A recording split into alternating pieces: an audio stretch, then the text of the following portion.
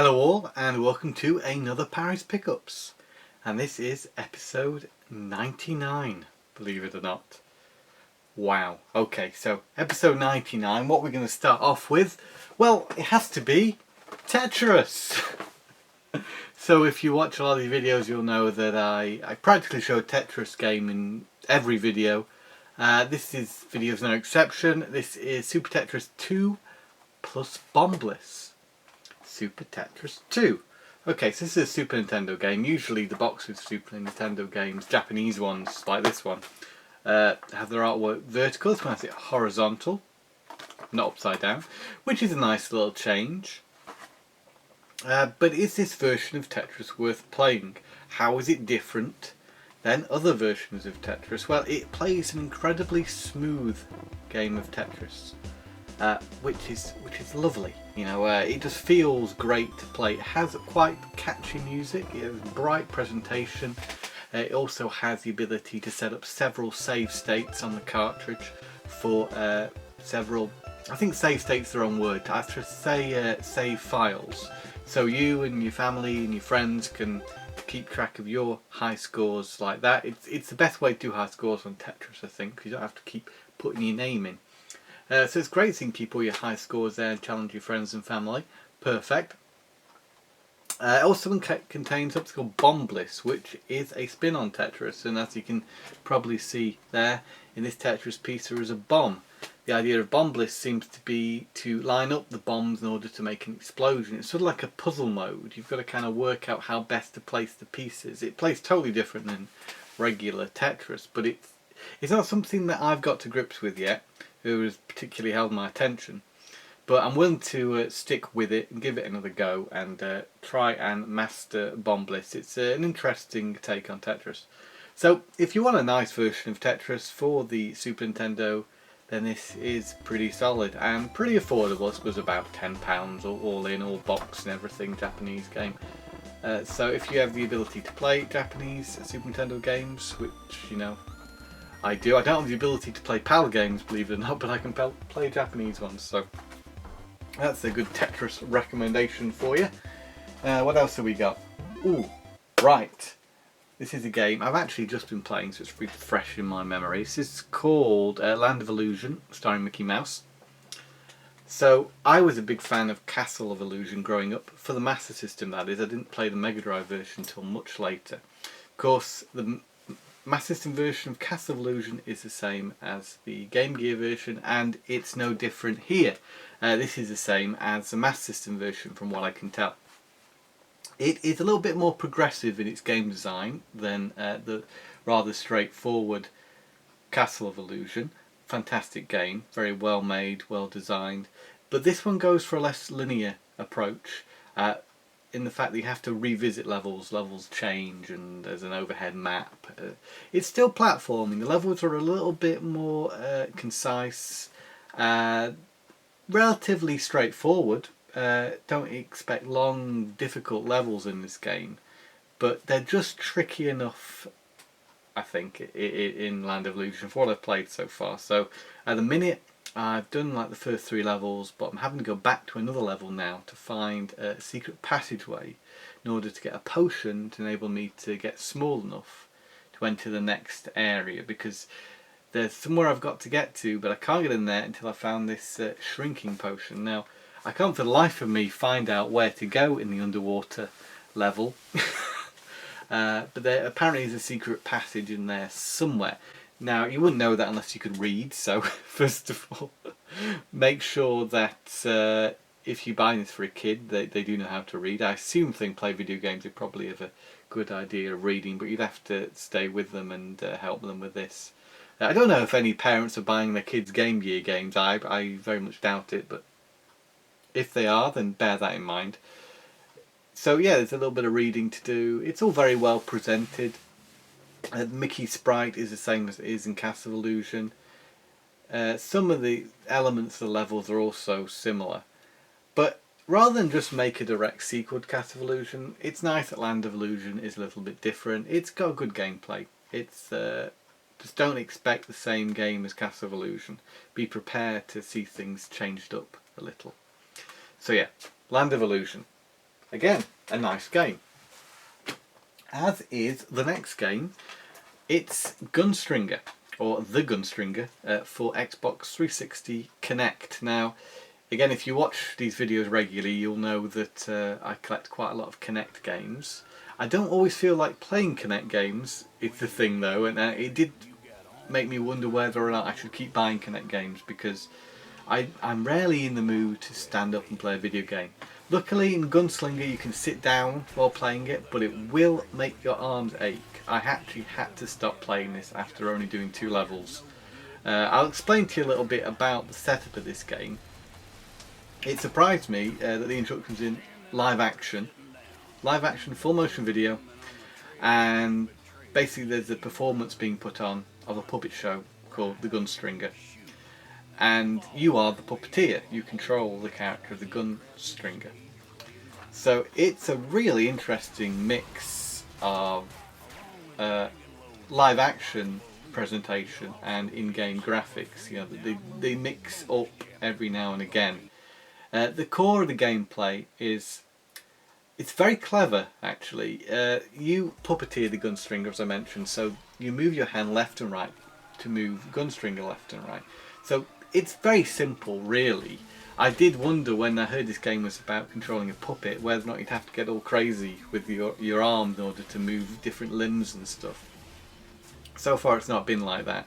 You it's an on the rails shooter type game where you have to avoid obstacles by moving Gunstringer left and right like that, or making him move out of cover and back into cover, because with your other arm, so you move him with your left hand, with your arm you're making a gun-like shape with your hand, and you've got to, in a similar way to something like Panzer Dragoon or Res, you're hovering your finger over the targets, selecting them, and once you've got all the targets selected that you want to shoot, you pull your arm up. You have to make you can't just do that, you have to make a full arm movement, and then that fires all the bullets off in turn.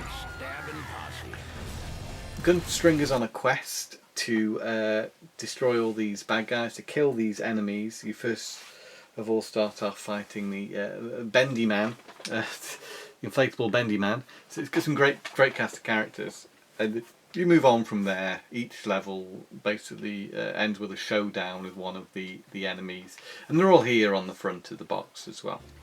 Gunstringer himself is a fantastic looking character. I adore the character design on this game, especially, I say, the lead character. I love some sort of real... I bet when they were producing this they made a real puppet of him. In fact, I think you see one in the introduction to the game.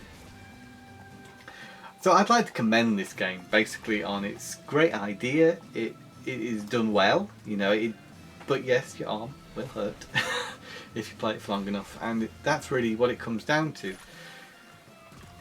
I think, on a tangent now, Kinect was a little bit of a failure because it is intensive, and I think when people play games they don't necessarily want intensive experience. And yeah, Gunstringer requires you to be doing this quite a lot. I mean, it's really, I guess, not so different from a light gun game in that respect, but even though you can play it sitting down, it does, you know, take its toll on the player after a while. Speaking from experience, to actually, you know, commit to playing a Kinect game is a bigger task than to commit to playing a regular type game.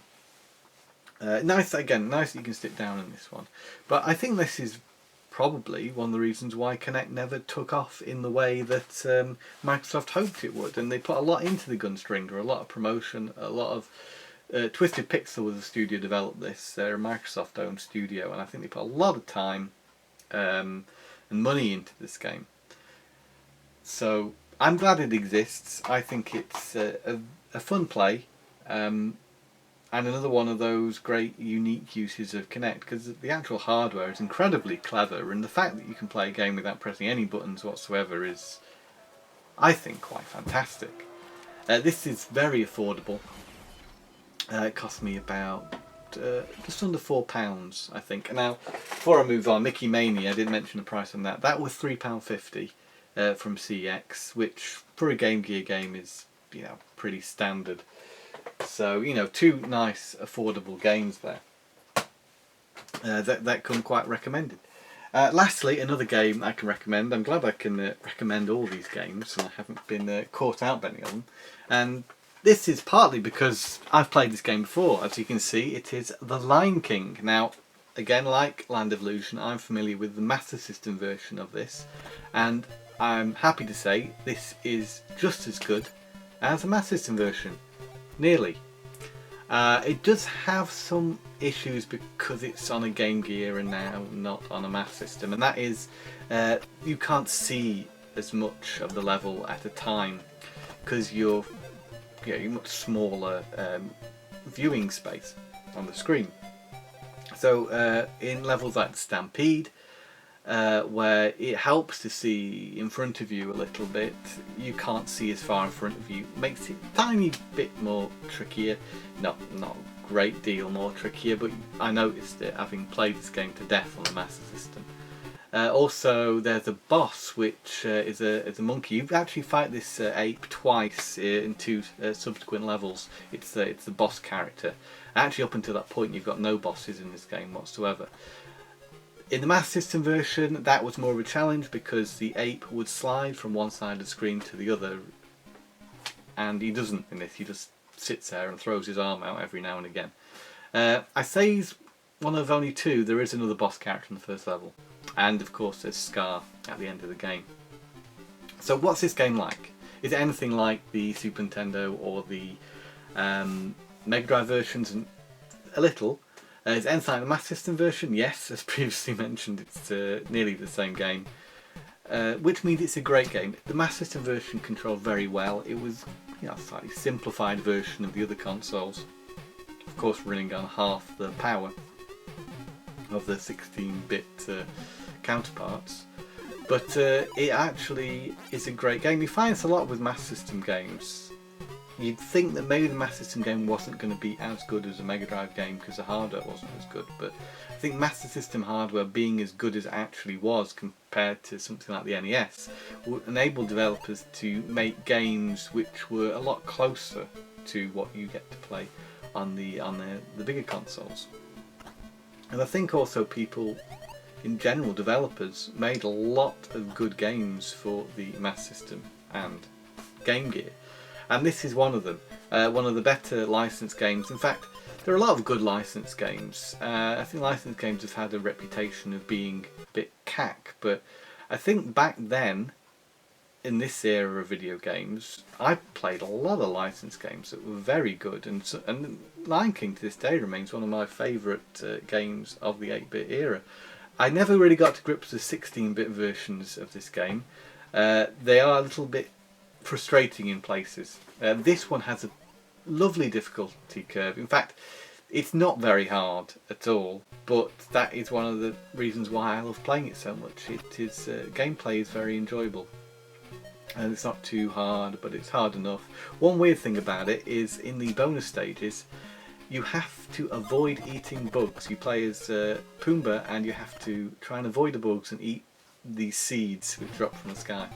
As a kid, that confused me a lot because I'd seen the film. I knew that Timon and Pumbaa ate bugs, and having to avoid them was a strange thing in this. I think in the 16-bit versions it's different, and you actually do eat the bugs, which you should do in this, but you don't. Funny story is I bought this online on eBay. The same seller was also selling Jurassic Park.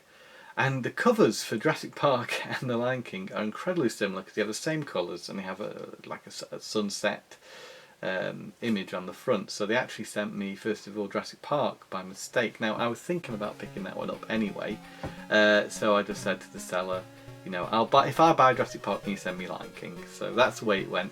This game cost me, I think, £5 to £6. I can't remember. A little bit more than average. I try and just spend £5 on a Game Gear game. It was the same with Jurassic Park, which we'll feature next time.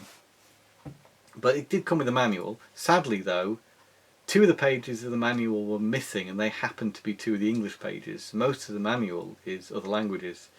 So the bit that actually is relevant, most of it isn't there. But saying that, I do have this game master system. I don't really need instructions for it. I have those instructions anyway. So I always love the cover as well of the Lion King game. So there you go. That's it. We're going to wrap it up now. Thanks very much for watching the video. I really appreciate everyone who takes the time to watch these videos. And if you did enjoy it, please just let me know down below, either by liking or writing a comment. That's about it. Of course, the next episode will be the big 100, which is quite exciting. I will just say now, we've covered a lot of games in nearly 100 episodes. So yeah, I'm pretty happy with what we've done here on Parry's Pickups, and yeah, I won't say any more until next time. So thanks again for watching, and see you again soon for another Parry's Pickups. Bye for now.